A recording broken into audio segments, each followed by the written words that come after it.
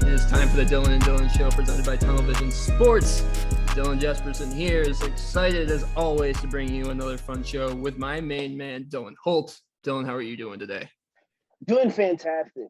It's a weird week for me, I think, because first time since April or March or February, however long it's been, I haven't had baseball, particularly St. Louis Cardinal baseball. We have baseball, but it's the good teams playing right now. So it's the Dodgers and all the fun good teams. The Cardinals are done, but today we fired Mike Schilt, so that's exciting.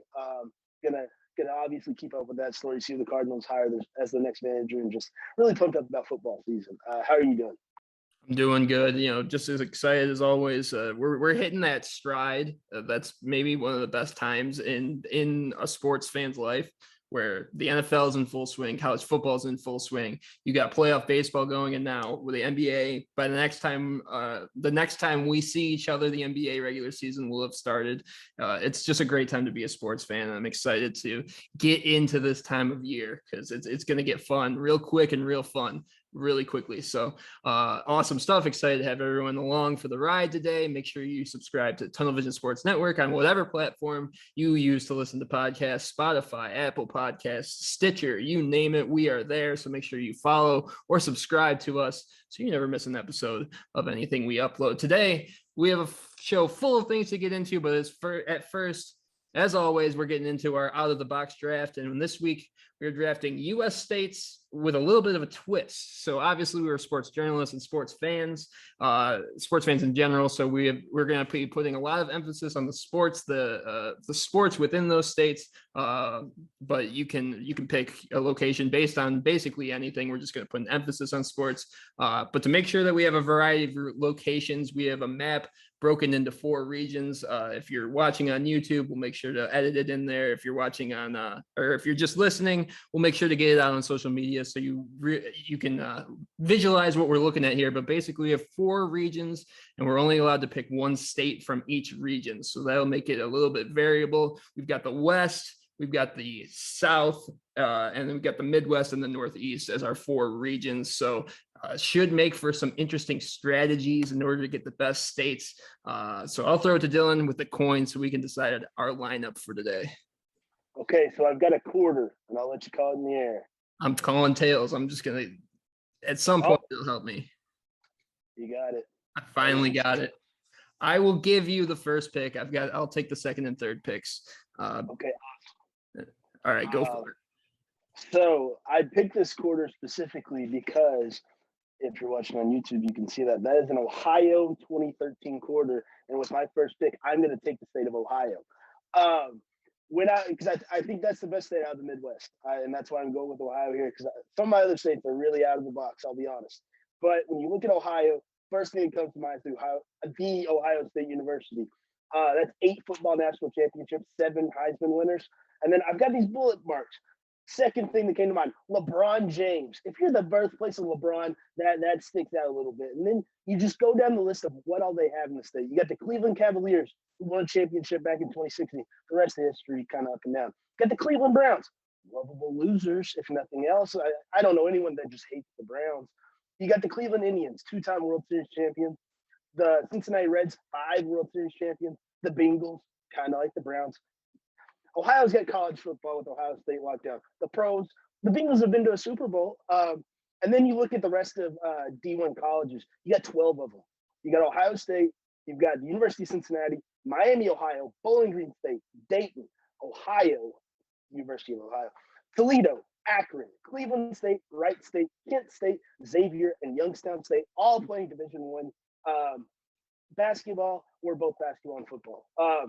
And then to round this off, which Ohio by far has the most on this list of the schools of the states I picked out, just famous athletes from the state of Ohio: Le'Veon Bell, Jake Butt, Chris Carter, Taco Charlton, Roger Clemens, Chris Collinsworth, Jason Garrett, Ted Ginn Jr., Ken Griffey Jr., Lou Garza, Forrest Griffin, James Harrison, AJ Hawk, Woody Hayes, John Heisman, Lou Holtz, Desmond Howard, Jason and Travis Kelce, Stipe Miocic, Urban Meyer, Orlando Pace, Jake and Logan Paul, pro athletes, Macho Man Randy Savage, Jim Tressel, Russell Wilson, and Cy Young.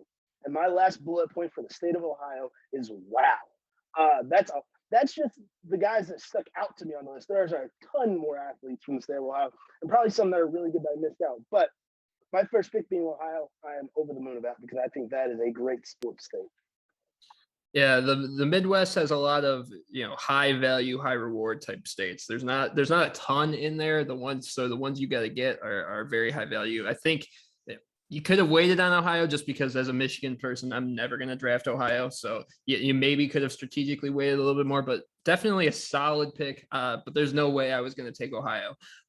So with my first pick, I'm going to take the state that I think is the MVP of this draft because of the value it holds in its region. I'm talking about New York in the Northeast region. When you look at New York, you just get a little bit of everything. You've got the Yankees, the most successful franchise in baseball history. You've got the Giants, who've won 2 Super Bowls just recently. You've got both the Nets and the Knicks, who we think the Nets are going to be very good this year. The Knicks are more historic. If you want to go to college, you've got Syracuse in the state. So you've got Syracuse basketball, which is one of the most dominant programs and still an ACC football team. On top of all the New York City teams, there's a bunch of good, solid teams in there as well. If you want to be a contrarian, you can go with the Islanders, the Jets, and the Mets. And you can feel all the misery that the rest of the world feels while still living in New York City. And that's another bullet point that I have. Living in New York City is one of the absolute dreams for me. So it's hard to pass up New York with the sports that it has and, the city aspect of New York City. So I'll take New York.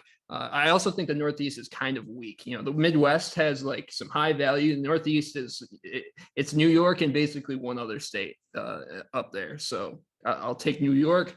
And then with my second pick, my little wraparound snake pick, I think I wrote down, I think this is a long shot to expect to get both of these states, but I will try. I'm going out west and getting California, and the west is tricky too because it seems like it would be one of those heavy regions, but I think California also dominates the west in the same way New York dominates the Northeast. And there's really only one other state that competes with California. California has all the attractions of New York, just with a little bit less success from their pro teams, but you still got historic teams like the Dodgers and the Giants. The Rams and the Chargers are both really talented right now, and I think either of those teams could be competitive for a Super Bowl this year. Obviously, you have the Lakers and the Clippers and all that comes with that rivalry and the success of the Lakers. And then you go to college and you've got the best of both worlds. You've got a football powerhouse in USC. You've got a basketball powerhouse in UCLA. And then up and down the coast, you've just got more and more colleges. Cal, Berkeley, all of the California schools. Even in baseball, too, you've got those weird, UC Santa Barbara and UC Irvine, those types of schools. So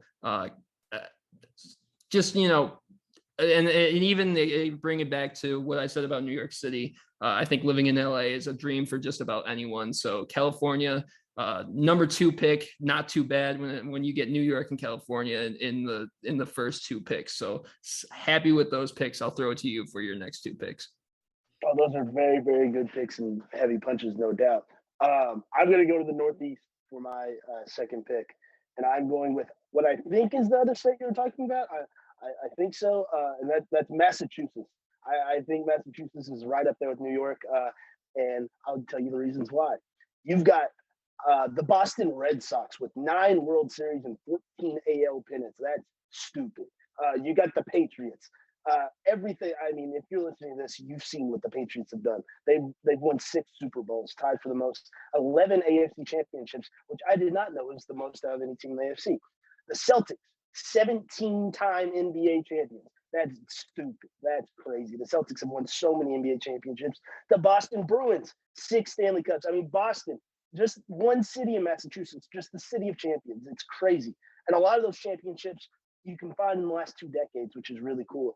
And then you look at the colleges, not the same success as those pro teams, but you got UMass, Boston College, and Harvard. Harvard back in the day was stout in college football, and they have success in basketball now. And then looking at just a long list of iconic athletes to come from Massachusetts, you got Patrick Ewing, Howie Long, Prince Amukamara, Vinny Del Negro, Doug Flutie, Tom Glavine, Matt and Tim Hasselbeck, John Cena, Nerlens Noel, and Brian Wilson of San Francisco Giants fame. Uh, so tweaking from the Northeast, I'm going to go to the South. And I know for a fact this is not the state you picked for the South. So what the state you picked, there's two. I imagine you've wanted either one of them. It's neither one of them, and I know it's not. For the South, I had to do it. There's two that everyone at home listening is like, oh, you got to go with this one or this one. And they're on opposite sides. I didn't go with either one. I went for one of the ones at the top, and I went with it. If you know me, I picked Tennessee. I had to. I wanted to pick my home state of Kentucky, but we're lacking. We don't have the pro sports. The college sports for Kentucky are great, but you look at Tennessee and they've got it all. Obviously, first thing that comes to mind is the University of Tennessee. 6 national championships in football, 8 in women's basketball, 23 overall national championships. Also a notch on Tennessee's belt. You got Peyton Manning repping the state all the time. I mean, that's one of the greatest quarterbacks of all time. You have the Titans in Nashville, the Predators in Nashville, Nashville Soccer Club, obviously in Nashville, the Memphis Grizzlies down there in Memphis. And then you even looking at other colleges, the University of Memphis, so really solid at football in the last decade. Also at basketball, they got Penny Hardaway as the coach and an alumni. Derrick Rose is an alumni. Vanderbilt baseball, as much as I don't want to give Vanderbilt credit, good Lord, Vanderbilt baseball has become a dynasty. They just win national championships. And they play in the national championship every year. They're loaded. And again, sticking with this theme of athletes from these states, Tennessee can lay claim to being the birthplace of Pat Summitt, Reggie White, Steve Spurrier, Ed Too Tall Jones, Penny Hardaway, Harrison Smith, Mookie Betts, Oscar Robertson, which I did not know, J.J. Redick, and Murray State racer legend Cameron Payne. So I got Massachusetts and Tennessee there. I'll throw it to you for your next picks. Yeah, I wasn't going to pick Tennessee, but the great thing about the South is that it's kind of just shooting fish in a barrel. You really could. Loaded.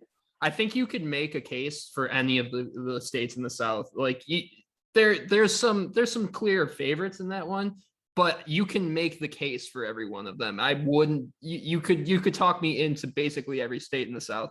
That's why, solid pick there. I'm not gonna argue with you on that one. Moving on, I'm gonna get my pick out from the Midwest. And I'm going to do the biased pick as well. I'm going with the state of Michigan. And I know the Midwest was a weak region, and it was really between Ohio, between Illinois, or between Michigan. And I'll do the biased pick and take Michigan because Michigan's got it all. We've got pro sports. We've got the Pistons, the Tigers, the Lions, and Red Wings. And all of those teams have a very historical significance within their leagues. The Pistons, you got the bad boys and the going to work Pistons of the mid 2000s. They have their own, storyline behind them. The Tigers and Lions are two of the oldest franchises in all of sports. The Lions are the second oldest franchise. The Tigers, obviously historic. You don't need to say much about them. And the Red Wings were one of the original 6 teams and have been, very, very good since the NHL has been a thing. So you've got everything in terms of pro sports. You move on to college, you've got the winningest program of all time in Michigan football. And as much as I hate to say it, a traditional basketball powerhouse at Michigan State. And then you've got all the MAC schools around. You've got Eastern Michigan, Western Michigan, my alma mater, Central Michigan. And then even down, you've got minor league teams galore in Michigan. And a lot of people don't really realize that. We have 2 different G League teams now, one that's located in Detroit and Grand Rapids. We've got minor league baseball teams, even some football teams out there as well, and some independent baseball teams. There's sports everywhere in Michigan. And even when you go down to the high school ranks, we have one of I'd say the largest catalogs of high school sports, because you can get a lot of skiing and snowboarding done in Michigan. There's a ton of lakes. We've got a lot of water sports. So in terms of just, you got it all. If you're a sports fan of any type, you can find what you like in Michigan. And I think that's what set it apart from a place like Illinois, which is really just Chicago. So I'm happy with Michigan as my Midwest region's representative. And for the 4th, I also wrote this rundown. If I get New York, California, and Texas, I think I might win the draft. I'm taking Texas. I saved the South for last. We talked about it. It's the most stacked region, and I can afford to wait and see what we got here. But by all means, if I can get Texas, I'm taking Texas. Obviously, pro sports galore in Dallas, Houston, San Antonio. I mean, I'm not even going to list all of them because it might take too long. College sports, you've got the University of Texas, you've got Texas A&M, you've got Houston, Baylor, who just won a basketball national championship, Texas Tech, Texas State, Texas San Antonio. I mean, the list goes on and on for D1. El Paso. I mean, yeah, Texas El Paso and formerly Texas Western. They have a college basketball national championship on their resume. So Texas is just loaded. And then going down, I said Michigan has maybe the biggest catalog of high school sports. There's not a state that loves their high school sports like the state of Texas. And that's what really sets it apart from the rest of the states in the South, is just their love for sports goes down to even basically the amateurs of their state. So that's something that you can't get matched with any other state. So solid with that pick. I'll throw it to you for your last one. So I come down to the West. Also, I love both those picks. And when I came down to the West, I didn't want to pick California, but obviously if it was there, I was going to pick them. And it came down to Arizona and Washington. I've always enjoyed watching the Arizona team, but I went with Washington here. And I'll tell you why. So in Washington, you've got the Seattle Seahawks, you've got the Seattle Sounders, the Seattle Mariners, the Seattle Kraken now, the expansion team in the NHL. And they still very much claim the Seattle Supersonics with all their success before they became the now successful Oklahoma City Thunder. All those teams loved by their fan bases. They all have history. The Seahawks have won a championship, obviously. The Mariners, painful history. They've got a lot of really good players that played there. The Sounders have a good history. The Kraken, I have no doubt, are going to have a great history. And like I said a couple months ago when we talked to Luke, when we were talking about the Stanley Cup, I'm a Kraken fan. I joined in from day one, and I'm excited to be a Kraken fan.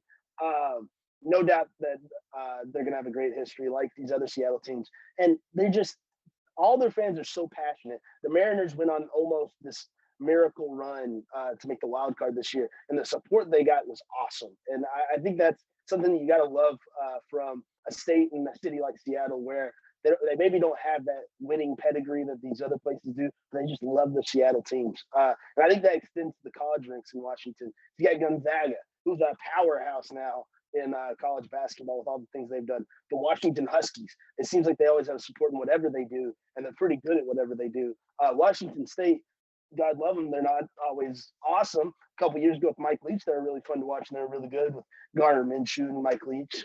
What a duo there. For the Cougs, they've got support the Huskies, and obviously the Gonzaga Bulldogs. And then looking at the pro athletes from Washington, the list is not nearly as long as some other states, but I think they stick out because it's fewer, but the height of them, I think, sticks out. Because you got John Stockton, one of the best point guards ever, Hope Solo, TJ Oshie, John Elway, Jamal Crawford, Nate Robinson, DeAndre Yedlin, who's awesome, one of my favorite Team USA soccer players, and Jason Terry. I think Washington's a state that doesn't get its credit, and I wanted to give it its credit here because I think it is a really, really cool sports state, and everybody that's from there just talks so highly of it. So I want to give them a shout out. I think they take my crown from the West Coast. Yeah, I guess I kind of overlooked Washington because they were not my second state in that region, but I was a Seattle fan growing up, especially like the Seahawks. Before they really got good, I'm talking like that first Super Bowl they were in against Big Ben, because back then the Lions were so bad. I was trying to find someone else, and that Sean Alexander Matt Hasselbeck combo was one of my favorites growing up. That was one of my favorite, especially like in Madden. I would always pick the Seahawks. Did you have any alternates? Obviously, you probably had some alternates ready to go. Well, yeah, Arizona was one of them. Obviously, like Texas, New York, all of them. Kentucky was on there because I wanted to shout out UK and Louisville and Murray State for all they do. South Carolina, if South Carolina would have had pro sports, I probably would have put them in. They just don't have the pro sports. South Carolina and Kentucky, they would have duked it out over Tennessee if they had pro sports, but they don't. Yeah, those are the alternates I really kind of thought of. Illinois, but I mean, obviously Illinois has got to be up there with Chicago. But yeah, did you have any alternates? Yeah, I had Massachusetts as my second from the Northeast because the way I put it is like I I think about a lot of the times, like, what would it be like if one of my pro teams or like any of my teams won a championship? If I lived in Boston, I would never have to think about that because they basically win one a year basically at this point. So that would be awesome. I had Florida down for my second as the South. I think solid pro and college presence, elite high school sports as well, just like a Texas light basically at this point. For the West, my second was Colorado, and I thought that was a clear second because like you've got the Broncos, you've got the Rockies, you've got the Avalanche, and the Nuggets. And then like just living in Colorado would be a lot of fun. I mean, that's one of those states where you're just like, I feel like living in Colorado, and you got the mountains, and even if you're not a snowboarder or a skier, yeah, you can just look at the mountains and you're in a beautiful spot.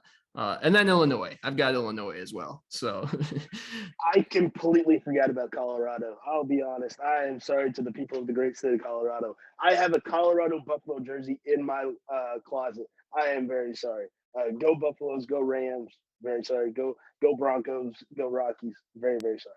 It's all right. It's all right. Arizona was a solid one. Washington, I overlooked Washington. So I think that's still a very solid state out in the West. So, all right. That was a lot of fun. I hope the listeners enjoyed the concept as well. We will get those polls posted ASAP so you can tell us who did a better job on the draft. We will move on to our question and answer topics for the week. My question this week, and this came into my head while watching the Brewers and Braves series this week, specifically on a controversial call when their catcher Narvaez seemingly dropped the ball, but then the third baseman Urias came over, dove and caught the ball. Then after a couple of replay, a few different angles, it really seemed like the ball bounced off the dirt into his glove, and it looked like they were going to replay it. And then they had to go and tell the Braves manager, I can't remember his name, but basically that it wasn't reviewable. The play wasn't reviewable, which made no sense. It was like a trapped ball. Something different had to have come into play. I still don't understand why it wasn't reviewable, but it made me think this can go for all professional leagues, but mainly for the MLB, because it feels like this happens all the time. How do we fix these MLB or the replay situations and the systems? Because I feel like they're not getting any better. Because like I feel like we've hit a wall of how effective they are. And a lot of times we're running into these problems where they're not effective at all and actually counterintuitive to what we think of replay systems. So how do we improve the replay system where we're not getting these situations where it's like, all right, this is a clearly missed call. We would love to review it, but for some reason it's not reviewable. So I'm really happy that this is not my job to fix it and I can just talk about it because I have no clue. But I have some pitches for any league or the NCAA. If you want to listen to me, that's on you because it's probably not great pitches, but I think they'd be fun. My first pitch, we get to hear what the refs are saying while they're doing a review. I think that'd be fun. If nothing else, it might be embarrassing for the refs, and we actually get to know that the refs might not know what they're talking about. The feed that the ref is seeing, we get to see at home, and which sometimes ESPN will get that to you, but it's not always. And it's kind of like a Twitch situation, so where people can kind of like pay a little bit, and you get to comment, and the ref gets to see it. Hey, the Rams fan 2019 says I'm taking too long. Maybe I should take that into account. So my third pitch, going off the Twitch, players have a shot or play clock in most sports. Give the refs a call clock. Put a little pressure on them to get the call right. I don't feel like it's a terrible idea. Obviously, you can't do like 24 seconds. That's way too short. Maybe like, I don't know, 2 minutes, 2.5 minutes. Fourth pitch. A coach, this one's a little more complicated, I'll be honest, but I think it'd be fun. A coach can challenge a challenge. So if a ref agrees that a challenge by a different coach is ridiculous, then the other coach now has 2 challenges. Opposite coach has 0. So like,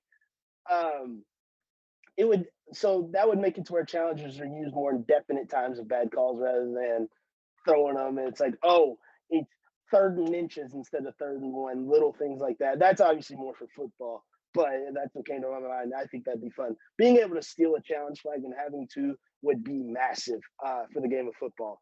And then pitch 5, turning back to the Twitch thing. Just offer the feed of what the refs are saying and what they're seeing.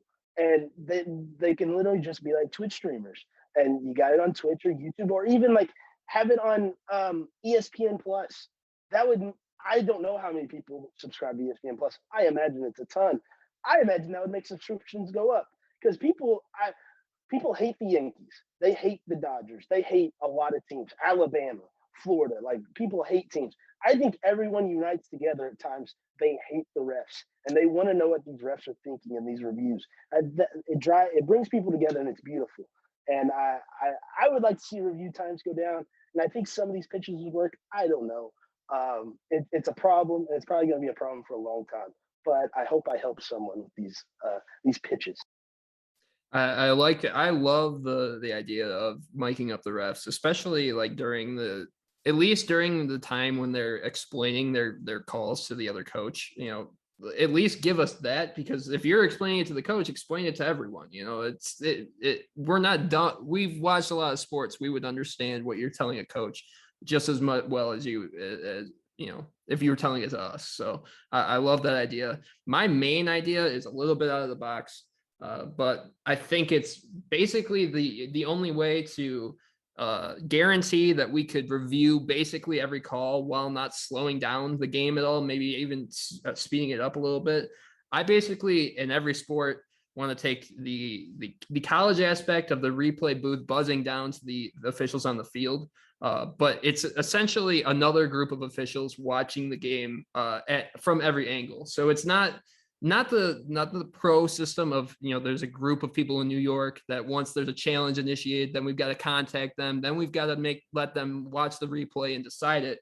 I want another group of officials that's in a closed off room inside the stadium that's calling the game from every camera angle. They have every camera angle and every ref is assigned to every camera angle. So they are deciding on the calls at the same time as the refs on the field are. They're making those plays. So then if there's a discrepancy, the guys in the replay booth call something different from the guys on the field, then the buzzer goes off. Then they come together, make a consensus decision, and the replay booth would get precedent because they've got all the camera angles. But then that's when we do a replay, and that's when things have to come into play, because I don't understand why we have replays. Then we have replay systems and then make things non-reviewable. It just doesn't make any sense to me. We should be able to get the right calls if we have replay systems. So I'm just trying to find a way to if we're going to use the replay, let's get all the calls right. So I'm thinking just, we're calling the game in separate spots. If there's a discrepancy, then we'll figure it out. And I think that would just fix a lot of the problems of, like, we don't need to call into referees in New York to have them watch it again. We want someone that's been watching the game just as much as we have, calling the game in live time. And if we can use the ability that replay has given us, I think we should be able to fix that in regard, because it sucks. It sucks in like situations like that Red Sox Rays game when the ball goes off the wall, hits off Hunter Renfroe, bounces into the stands, and all of a sudden you're only getting 2 bases. It's like, well, we have replay. We know that he would have scored on this play if the ball didn't go into the stands. Those are the types of plays where it's like, all right, we need to be able to make that quickly because we all can see it. It should be easy, quick. Someone else makes that decision and we move on. And I agree. We got to cut down on the replay times, but we also got to get things right. So, that's my thought process. I'm hoping at some point we can because it's just like, my thought is like, we've hit a wall of how effective replay can be.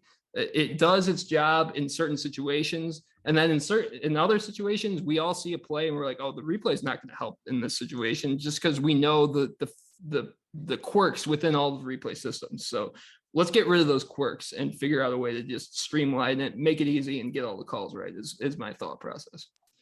Yeah, 1,000%. And I know myself as a sports fan, I've been a victim of sitting there and watching a game or being at a game, and I'm like, that call was atrocious. What are these people looking at? I mean, I remember 2 weeks ago, Tennessee was on the road at Missouri. So Tylen Evans, he scored that touchdown against Missouri. Anybody with 2 eyes saw that.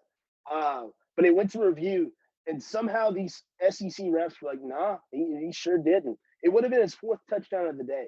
fourth rushing touchdown of the day. I think it was in the second quarter. And I just remember I was baffled. I would have been really upset if, Tennessee hasn't become one of the best teams in the country overnight, and they were blowing them out. I would have been really upset. But it's something that needs to be addressed, and I think anyone that's ever watched any kind of competitive sport knows that. I don't know about your Michigan Wolverines if they've suffered from these kind of calls this season, but we're about halfway through college football, which is insane.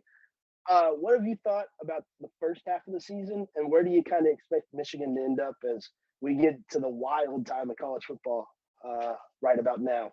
Yeah, very quickly, Michigan has suffered from that. In this last week against Nebraska, there was about 3 calls in succession where they clearly got all 3 of them wrong, and went to replay and reversed all 3 of them. But it's like that was part of my angst, was like, we shouldn't even, like, they shouldn't have to go and watch the play again and be like, oh, we got that wrong. They should just have to go to the phone and be like, hey, you got that wrong. This is the real call. And that would be it, because we all saw it in real time while watching the game. So those were those also added to my angst and like what my thought process was for how to fix it. But on to Michigan.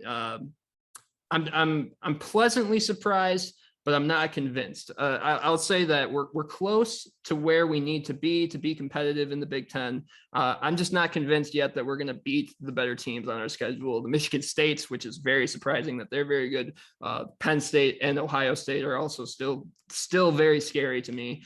I think we've been just good enough to beat inferior opponents that we've played so far. But especially in that Nebraska game on Saturday, we saw how big the cracks can be if we play a team that can take advantage of them. Our offensive line didn't look great. Our defense didn't look great either. And I think the main thing that Michigan fans are going to be all over is the quarterback play with Cade McNamara. He's solid. He's hard to complain about considering we're still undefeated. He's only thrown 1 interception in his career in like over 200 pass attempts, which is just, nuts to do as a quarterback. But I think it's pretty clear at this point that the freshman JJ McCarthy is the more talented of the two. I mean, the balls that he can throw are just not many quarterbacks period can make those throws. So it's tough to keep him off the field, especially when he's also the better runner between the two of them. We basically just use him as a read option specialist right now, which is tough to watch, but it's like he still is the better athlete of the two. I think, if we're gonna, the point is if we're gonna beat the Ohio States, the Michigan States, and the Penn States, I think McCarthy's gonna have to play, and it's not gonna be McNamara. But I think at this point you're splitting hairs, because it's like, we're talking about improvements that's going to take us from a 2 to 3 loss team to maybe a championship team. And no Michigan fan would have told you we had any chance of being even a 2-loss team this year. So I think we're playing up to where we're playing above what I thought we were. I'm still not convinced we're a playoff team by any means, or even going to win the Big Ten East, but because the Big Ten East is tough, very tough division. But I'm pleasantly surprised, not convinced, hoping for more as we get forward. I think this is a great week for a bye week for Michigan, because that's where we're at right now. Get some of those injuries healthy, because a couple of our offensive linemen went down with some ankle sprains. I think, I mean, if you had told me we were 6-0 and still in the hunt for a college football playoff in the top 10 to start the year after 6 weeks, I wouldn't have believed you. I honestly probably wouldn't have believed you. We had a tough schedule to start the year. It's still going to be tough at the end of the year, and I'm looking forward to seeing how. And individually, I just want to say Aiden Hutchinson, maybe a top 5 pick. He has been amazing this year. David Ojabo, he's originally from Scotland. He is overlooked. He has 4.5 sacks this year to Aiden Hutchinson's 5.5 sacks. And Dax Hill is going to be a pro safety one day. I'm excited to see what happens in the second half of the season. So, but let me reverse that on you. We've seen a change of quarterback for the Tennessee Volunteers and a new sense of life from this team. What are your thoughts on the Tennessee football season thus far? So I just want to start by saying Tennessee has a huge game this Saturday, and I don't think I've been this excited for Tennessee football in literally half a decade. It has been so long since I've been this excited about Tennessee football.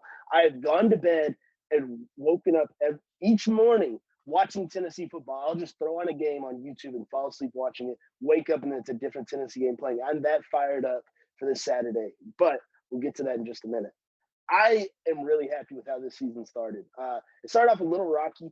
Michigan transfer Joe Milton was a starter, and he had flashes, and I was really excited. I was like, this guy, we're just going to grow with him, whatever. Like, I didn't expect much from Tennessee at all. I expected maybe 3-4 wins, nothing big at all. But Joe goes down against Pittsburgh, and we put in Mr. Hendon Hooker goes in against Pittsburgh. We still lose. So we start the season 1-1. Hendon gets the reps because Joe's hurt. He plays against Tennessee Tech. He shows out. I mean, it's Tennessee Tech and the OVC back there with Murray State. And then Hendon goes to Florida. His first start against the SEC team. Heupel's first game against the SEC team. And Tennessee honestly didn't look bad. They had chances throughout the game to win or be more competitive. Probably not win. Florida's the better team. But that first true road experience for a lot of the guys, the team's really young. Hendon Hooker's first road SEC game, being the Virginia Tech transfer, they didn't look bad. The score looks really bad, but if you go back and watch that game, it's not as bad as it was. It was 38-14. They come off that, go to Missouri, and just look like one of the best offenses on the planet. Put up 62 points and held Missouri to 20. A lot of people thought Missouri was going to beat Tennessee, and they were like, no, they're not. And then they last weekend just absolutely destroyed South Carolina, which a lot of people thought South Carolina was going to beat Tennessee. And now people are starting to put more respect on Tennessee's name, which is really cool to see because this team is talented. They've got ball players all around the field, which leads into why I'm so excited for this weekend. Tennessee has a home game against number 13 Ole Miss with former Tennessee head coach Lane Kiffin at the helm. This might be the most hostile Tennessee environment since 2016 against Florida. When Tennessee beat Florida, they checkered the stadium, which, orange, white. They haven't done that since, I guess, Butch Jones was coach back in 2016 against Florida. Won that game. They did in 2015 against Oklahoma, and we're doing great against Oklahoma. Unfortunately, Oklahoma had Baker Mayfield, who's a Heisman Trophy winner, and he did Heisman Trophy winning things in that game, and they won in double overtime. I really think it's going to be a crazy atmosphere. It's going to be an insane game. I think Hendon Hooker versus Matt Corral is what everyone dreams of in big-time football, and it's going to be like 50-47, and Lane Kiffin's probably going to rip the heart out of Knoxville again, but it's going to be a party all day in Knoxville. It'll be fun until the very end because they'll pull out some crazy things because that's what Lane Kiffin does. But I'm very, very excited. But I probably shouldn't be because it starts the hardest stretch of probably any team in the country. You've got 13 Ole Miss at home this weekend in Knoxville. Then you go on the road to take on number 5 Alabama. And Alabama, there is no shot they're not the most pissed off team in America after losing to Texas A&M. Then you got a bye. Thank God Almighty they have a bye. Because then the next 2 weeks after that, you've got number 11 UK in Lexington. And then you've got number 1 Georgia. It's in Knoxville, but that does not matter. Georgia, if Tennessee plays a competitive game with Georgia, I can die happy. I know they won't win, but if they play competitively with Georgia this year, I will be a happy man. I just am thrilled with how my expectations have changed from August to now. I fully expect Tennessee to win 6 or 7 games, which I would have never thought. And Tennessee will more than likely be in a bowl game because, I mean, they end after this crazy stretch from hell. They end with South Alabama and Vanderbilt. If they can't beat them, they shouldn't be in any kind of bowl game. Those, no offense to South Alabama, full offense to Vanderbilt. You guys aren't very good. You need to get better. Tennessee should go 6-6 and be bowling, which I would have never thought. And it's thanks to the work Josh Heupel's done and Hendon Hooker and Tyon Evans and Theo Jackson on defense. It's just they're a very fun team to watch and a very easy team to root for, which is all I ask for in the Tennessee Volunteers. But yeah, having a lot of fun, but it'll probably be a lot sadder next week after Ole Miss beats them. I mean, I did my AP Top 25 preview this week. I said Tennessee, it could give them trouble. It's in Knoxville, so I think, and coming off of a very tough game for Ole Miss that they barely squeaked out against Arkansas. I think injuries. Yeah, it's gonna be tough. It's gonna be tough for Ole Miss to come out of that with a win. I think you guys have all the momentum going in the right direction too. So my hope is that both of our teams win out the rest of the way, because if Tennessee does, that would mean they win they could win an SEC championship. I forgot about that. Yeah, if Tennessee wins out, they win the SEC East, go to the SEC championship in Atlanta, and they're kind of still alive in this whole college football playoff thing, which is absurd. But yeah, go ahead. Yeah, I mean, that would give Alabama a second loss, Georgia a loss. It would keep both of those teams out of the SEC championship most likely, and then Michigan would be undefeated. I mean, we could see both of our teams somehow sneak our way into the college football playoff. I don't think it's very likely, but I'll hope. Let's have our listeners hope with us that we can create absolute mayhem within the college football world this week with our teams. That would be awesome, but we'll keep our hopes up. But we're going to move on to our last main topic, as we're going to do our last reveal of the top 25 players in the NBA for the 2021 season. I would assume that our top 5 are going to be basically the same players, just in whatever order that we have. However, we're going to rank them against one another. So we'll start with you, Dylan. Who do you have at number 5 coming into this season and for the NBA? Former MVP, point guard of the Golden State Warriors, Stephen Wardell Curry. I don't know if Wardell's his middle name. I think it is. It might be his first name. I don't know. But Steph's number 5. Just look at what he did last year. The Warriors were not very good, very shorthanded, weird season. We've talked about it. And Steph went out there and just looked crazy. Maybe had a better season than his MVP season, but he was hurt because the Warriors weren't as good. Getting to watch those last few games where the Grizzlies and Warriors were just duking it out, and he was just torching everybody. And Ja played good on him. It didn't matter. It was Steph Curry. He's number 5 in the league for a reason. He almost won MVP, and he was on a team that didn't make the playoffs. We talked about baseball. You can do that. Basketball, you're not doing that. Your team's got to have success. You got to have success to win that MVP. Steph almost did it with his team not really succeeding, which is very, very impressive. There's not much you can't more to say about Steph. He's awesome. He can do literally anything. So yeah, Stephen Wardell Curry or Wardell Stephen Curry. I don't know. Wardell's in there somewhere. Number 30, point guard, Golden State Warriors, coming in at number 5 for me. Who do you have at 5? Yeah, I was going to agree with you that his middle name was Wardell, and now you've got me thinking it might be his first name too. It's something in there. It's in there somewhere for sure. But at number 5, I've got Luka Doncic.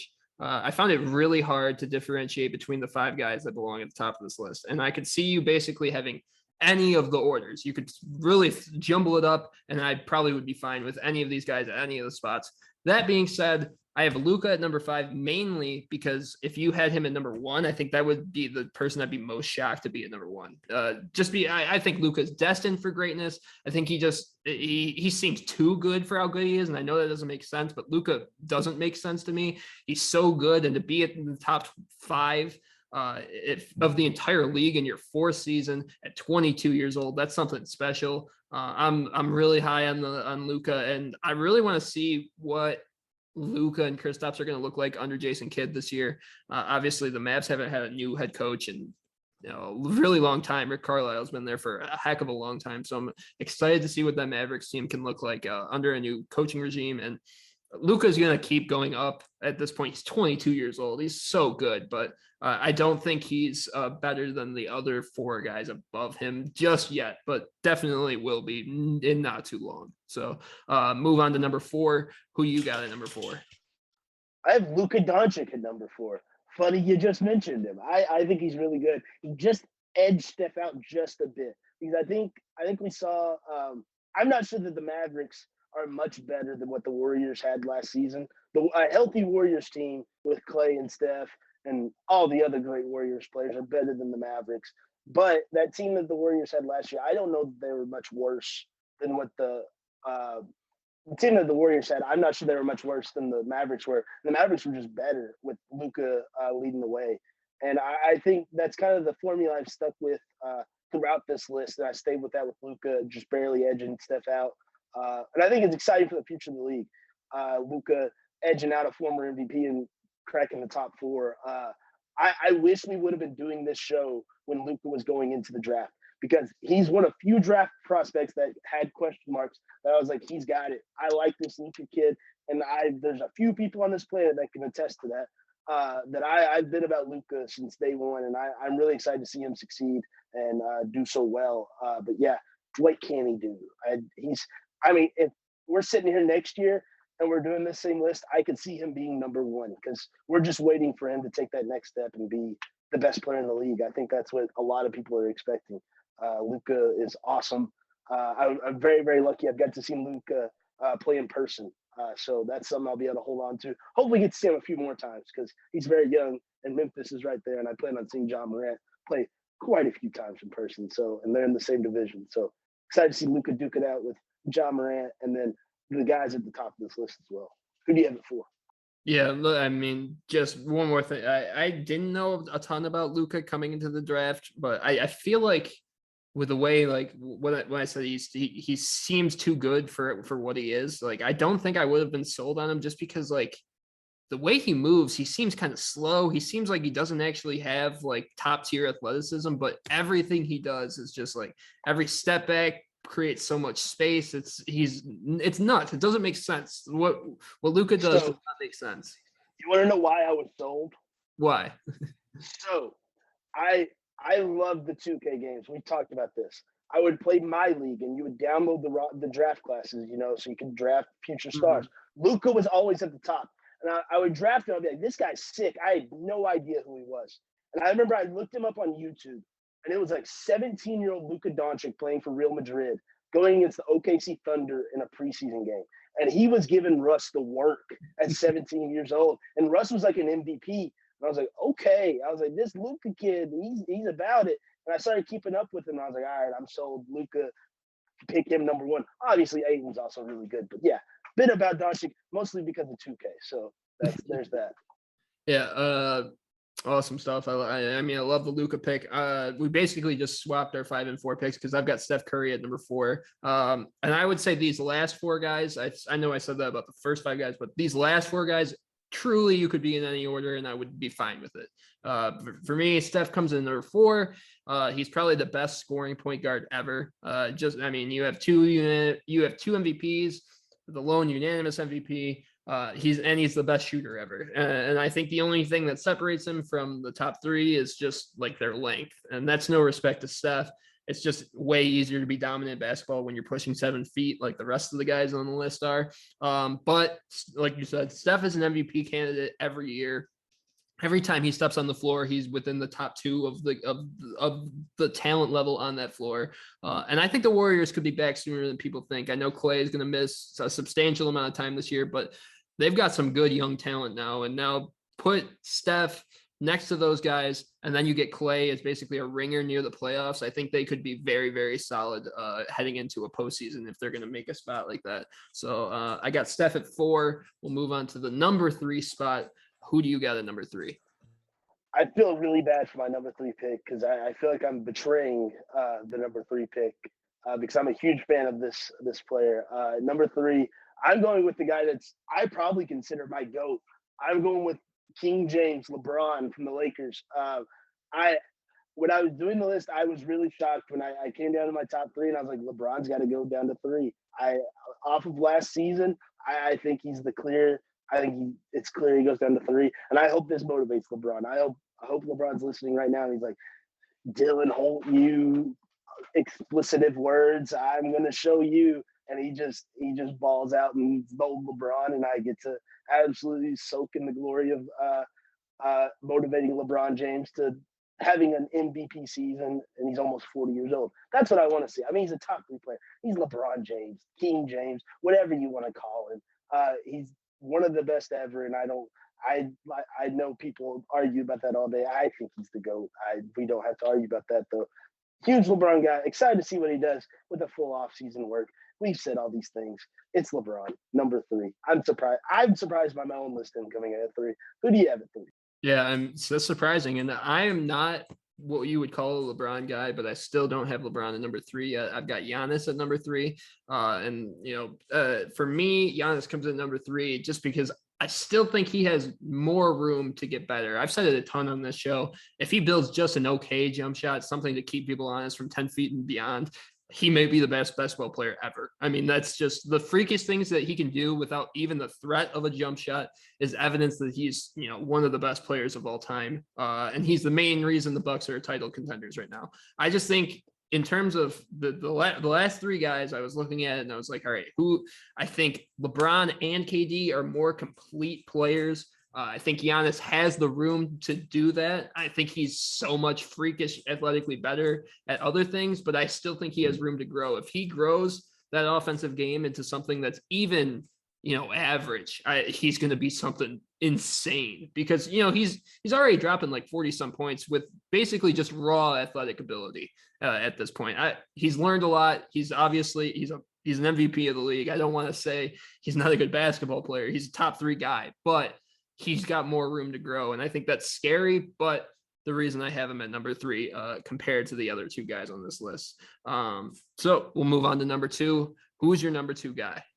At number 2, I've got number 7 from the Brooklyn Nets. I've got Kevin Durant, which gives away my number 1, maybe, maybe not. Who knows? Anybody could be at number 1. There's a lot of players in the NBA. KD comes in at number 2, edges LeBron out just barely. But I think KD might be a little bit more motivated. He's got things he wants to achieve in Brooklyn, maybe that are firing him up, and he's the man. Even though that team has a crazy big 3 that everyone wants to talk about, and how Brooklyn's at the top of the East, even though the Bucks just won the finals. KD's the centerpiece. There's no doubt about it. Second best player in the league in my eyes. He can hit a shot from any spot on the floor, and we've seen that for years on end now. In his time in Oklahoma, his time with Golden State with the number 5 player Steph, or your number 4 player Steph, and then now in Brooklyn. I mean, he's just the man. He's had injuries, does not matter. He comes back, and it's like this KD guy is a cheat code. It's not fair. Probably, I mean, Steph's the best shooter of all time. KD might be the best scorer of all time because he just does it all. He can go in the paint, mid-range, outside. I think he could shoot from the parking lot like Steph, and it wouldn't matter. KD's awesome. I've really become a KD guy after he left Golden State. It's been a lot easier to like him. It's easy to root for him, which is always fun. It's nice to root for these guys that are really good because they always put on a show. So yeah, KD at number 2, and we'll talk about number 1 in a minute. Who do you have at 2? At number 2, I've got your number 3 player. I've got LeBron James at number 2. At age 36, in season number 12, LeBron is still a top 2 player in the league, in my opinion. And that might seem like a slight to the LeBron and lovers of the world, but I mean, the dude's almost 37 and still competes for the title of best basketball player in the world at age 37. That's just crazy. When the guy at number 1 for me on my list is hurt, and he is hurt a lot, LeBron is miles ahead of anyone else in the league. I still think, and he's almost 37. So at this point, it's looking like Bronny's going to get drafted, and LeBron will still be in the top 5 of the NBA. When I first thought about Bronny and LeBron being in the same league, I always thought LeBron will be old at that point. He'll finally be breaking down. It'll be perfect. He'll be able to hold off the. I think LeBron might still play another 5 years with Bronny in the league. His longevity is something that no other athlete has ever had, and that's why he competes for that GOAT status. He is just the ability to stay on the floor and play at high levels for this long is just unbelievable. So I've got LeBron at number 2, just below the guy I've got at number 1. So we'll move on. Who's your number 1 guy in the NBA heading into this year? Well, my number 1 guy in the NBA is Ja Morant, but number 1 on my list, I got to go with the Greek freak, Giannis Antetokounmpo.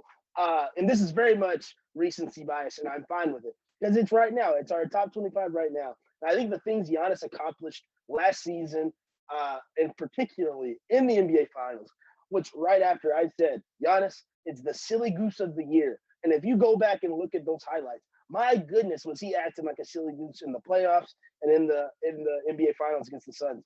There's not many people on planet Earth ever that could defend Giannis. He's a mismatch for anyone. Kevin Durant, he's a mismatch for him. LeBron, he's a mismatch for him. It's insane. Luka, mismatch. Steph, that's not fair. That's different. Steph needs to stay outside, especially if it's in talks to be honest. But he, like you said, there is a lot of room to grow, and that's the terrifying thing because he checks in at 1. If he still grows, good Lord, rest in peace of the NBA because it's going to be Giannis's league for a long time. And there's not much more to say about Giannis. He's awesome. And I think his reign atop the NBA might hold off Luka for a little while because Giannis is still kind of a spry chicken. He's not too old. He's pretty young, so I think he's still got some years dominating and could add some MVPs, add some finals, and really make a dynasty in Milwaukee, which is exciting because he's really easy to root for. Like Kevin Durant right now. Kevin Durant hasn't always been. LeBron, Luka, and Steph. They're all just easy to root for. And Giannis checks in at one for me. Who checks in at one for you?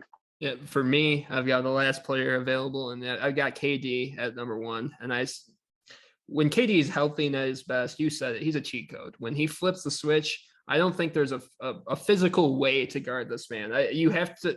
The ways I thought about it is you basically have to create a new person that is able to guard the length of a 7-footer that can shoot over anyone you put in front of him. There's no person in the league that can guard KD when he's on. And then you add in the handles of a guard, the finishing skills of a forward.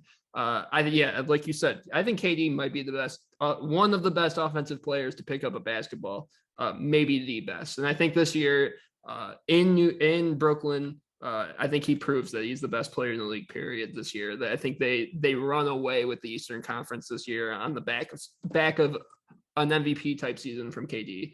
And that's what I'm expecting from Brooklyn this year. So awesome stuff.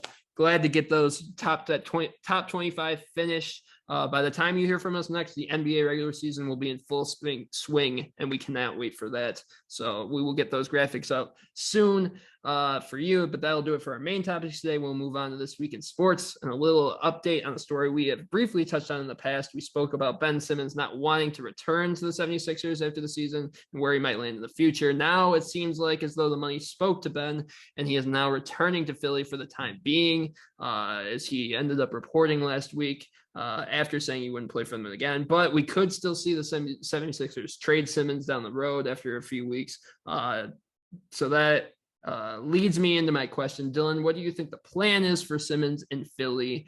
And where do you think, if anywhere, you could see him being effective in a trade situation? I think they're going to trade him. It might take a little while. It might be like Harden last year where it took a little while for him to get traded. But I feel like he's probably out of there. I don't like the doomsday scenarios of him going to like the Lakers. I don't want that to happen at all. That would suck. I want him to go somewhere where they have a fighting chance of acquiring Ben Simmons and becoming a real contender. Because that's what the league needs. They need more of these teams to compete with the Lakers and the Nets and the Clippers that have these duos or trios that are just crazy. I'd like to see him get into a team like Miami would be interesting. I don't know if that's in the realms of possibility. Miami would be really interesting. Add him with Kyle Lowry, Jimmy Butler, Bam. They'd probably have to give up Bam or Hero, but they won't give up Hero, so probably not. But somewhere like Miami, Portland. Since the season ended, I've said I wanted Ben Simmons in Portland and send Dame to Philadelphia, but they're not going to do that. There's no chance Portland's going to send Dame for Ben Simmons when they know that Philadelphia is more than likely going to trade him. So that's going to knock the value down for Ben. But I see him getting traded. A team like Portland, a team like Miami, just contenders like that. And like I've said it once before, I think maybe a team like Memphis could chime in with if the value gets low enough. They can flip some of their younger assets and get Ben Simmons. But at the same time, I don't know how good a Ben Simmons and Ja-led team would do because that's two very pass-heavy and ball-oriented players leading your team. And that might not be the prettiest basketball. It'd be fun against some bad teams, but they got against better teams. They could just not guard the arc, and that would not be ideal. I don't know. The Ben Simmons situation is very interesting, and he could end up in a lot of places, and it would all be interesting. It's just Ben shoots himself in the foot a lot because he's kind of hurt his value by saying he does not want to play for the Sixers and then like, oh, I'm coming. So it's unpredictable to know what he's going to do, and him wanting to be a point guard but can't shoot, and that not fitting the modern NBA, that just hurts him. So I don't know that it's just because he's so good, but because neither one of us had him on our top 25, which is crazy, but he didn't make it for either one of us. But he's very, very good, but he just shoots himself in the foot over and over and over again. So I don't know. It's going to be interesting to watch play out, and I'm excited to see what happens. Yeah, you said it perfectly right there. Ben Simmons is interesting for a lot of teams, but his play style just does not fit with basically anyone that would want to trade for him. And a big problem for Ben is that his value is going down. And it might stabilize once you get a couple weeks of watching Ben Simmons play again in the NBA, because I think a lot of people are forgetting how good Ben Simmons can really be. I've seen him play against the Pistons a few times. He is very unguardable at times at that point guard spot. If you don't have the right player to guard Ben Simmons, he's very hard to guard. And that leads me, so I have to comment on the Pistons because they have been part of the team that has been rumored to be interested in Ben Simmons, specifically a Jeremy Grant, Ben Simmons trade.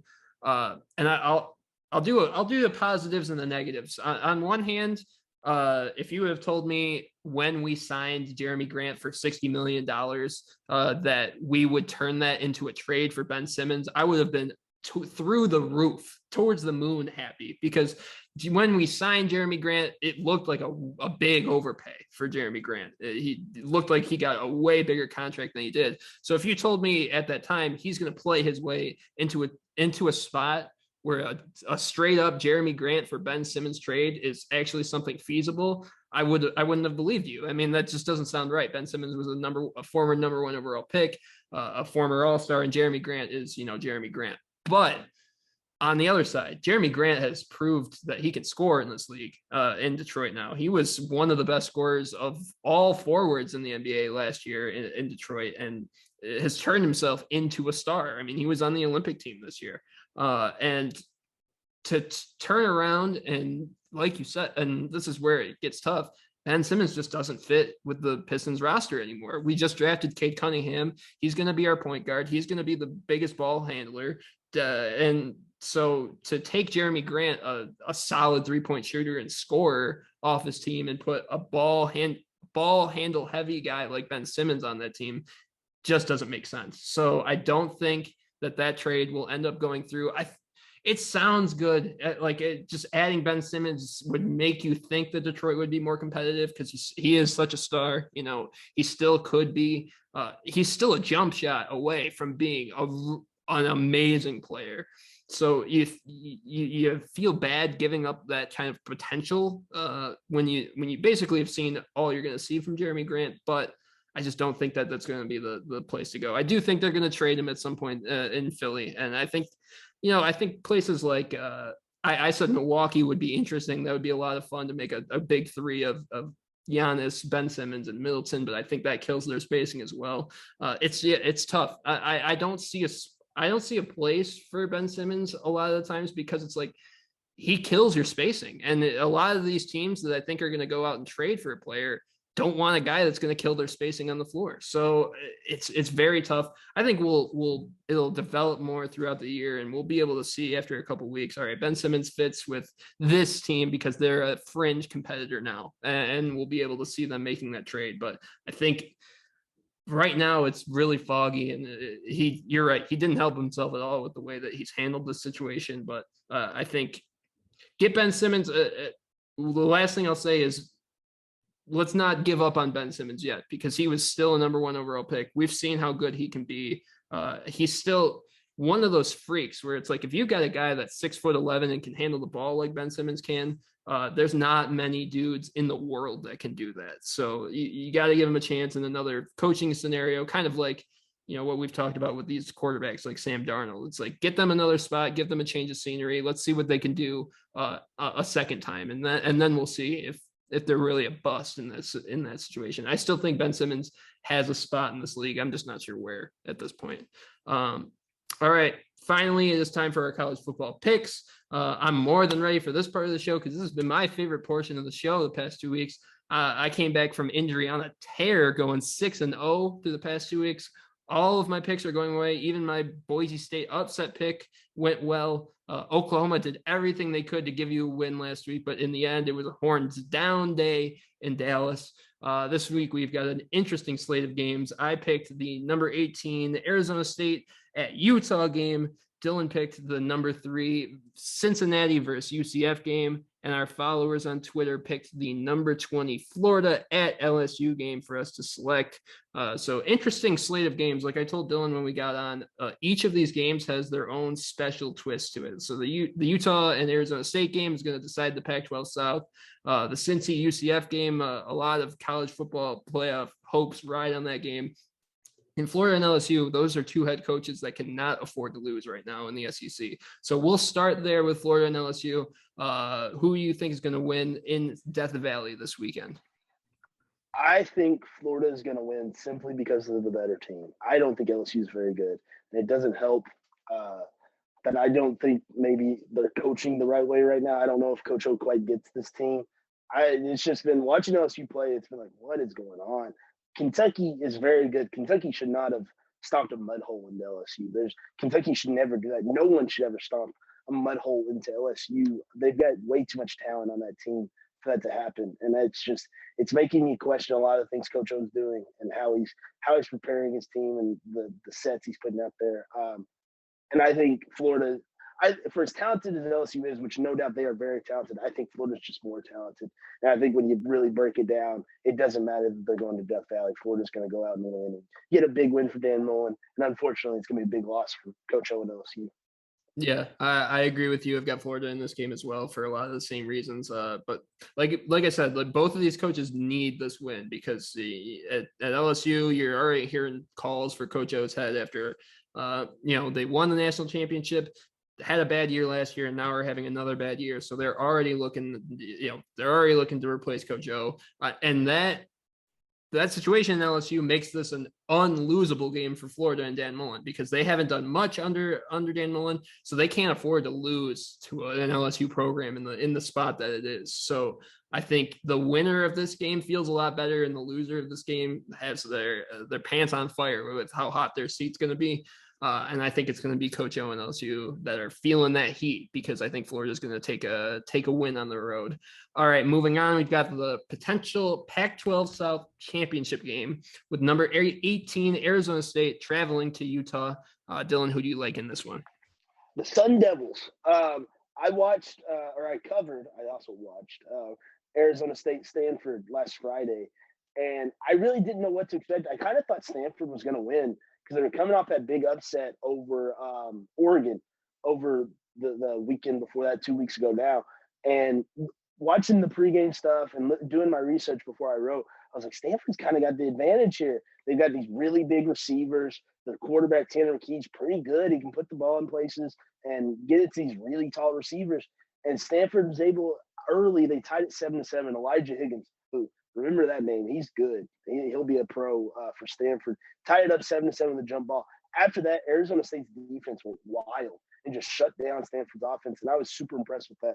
Because Arizona State also has a good offense, which has kind of been what's caught my eyes even coming into this season with Arizona State. But if their defense can play like that, Utah, good luck. I think the Sun Devils can win easily like they did against Stanford. Because I thought Stanford was good after they beat Oregon, but Stanford's weird though, so that could be a very bad litmus test for Arizona State. But I think Arizona State's good. All comes back Sun Devils. Who do you have in that one? Yeah, these are two teams that are very, very similar. They've got similar losses, and they've got like I said, they're both undefeated in the Pac-12 South. The loser of this game will be like solidified in second place. So the winner of this game is going to be in first place and the tiebreaker over the for sure second place team. I also like Arizona State. I talked about we picked the Arizona State UCLA game a couple of weeks ago. I love Herm Edwards, even with all the pressure that's on them with the NCAA violations that they have. I love Coach Herm Edwards. I don't know what it is about him, but he just gets things done. He wins football games, and they went out and beat up what I thought was a pretty good UCLA team too. And I expected it. But I didn't expect them to beat them up as well as they did. So I like Arizona State. I actually think they are the front runners in the Pac-12. If you listen to that college football roundtable, I picked Arizona State to win it at this point because I think they're the most talented team. I love Jaden Daniels. I think Jaden Daniels is maybe the best quarterback out there in the West right now. So I love Arizona State. I'm right there with you in this pick. Finally, we've got the number 3 Cincy Bearcats taking on UCF in the UCF Golden Knights. Who do you like in this game, Dylan? It's tough to sleep on a Gus Malzahn led team, no matter where he's at. And he's at UCF now.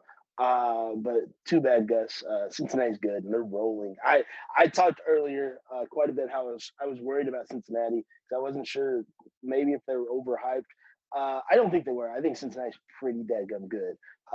They've got things rolling, and I think the Bearcats might win easily. They might not. Gus Malzahn could very easily make this game very interesting, but at Cincinnati, they've got all these things going for them. It could be a trap game with their heads getting big and they're like, oh, it's just UCF. They're 3-2. We should be able to stomp them. But I think Cincinnati's too talented. They'll get a win and keep or stay in the playoff talks.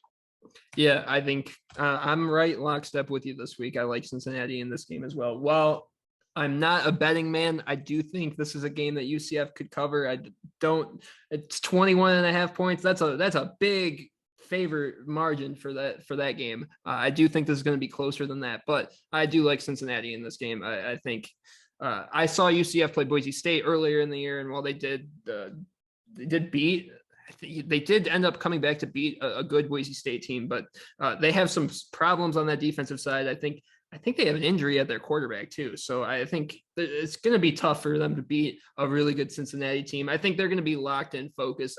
It's tough for these group of 5 teams to have trap games because they know they cannot lose. So there's an interesting type of thing with these group of 5 teams where they go in. I don't think they ever really overlook anyone because they know even letting a UCF compete with them might kill their playoff chances. So they come in ready to go every week. So I'm liking Cincy in this one. We're lockstep with our picks this week.